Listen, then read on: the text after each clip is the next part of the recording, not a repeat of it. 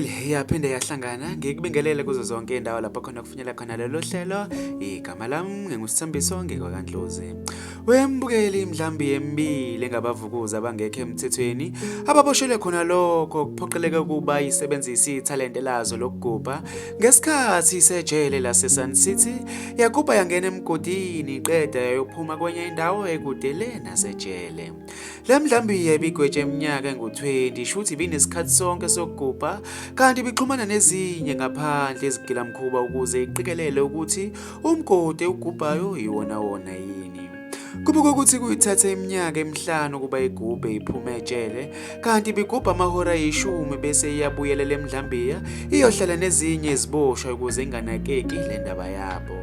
Ithe iphuma nje emgodini ngaphandle kanti isilindwe ngamaphoyisa zayikhalela kanye nezinye iziboshwa. Mbukeli bekuyizonakele bengikuphathele zona kuleli hora. Ngizocela ube kuvo lakho ku-comment section. Ngizokubona kwenye ivideo elandelayo. Senkhembe.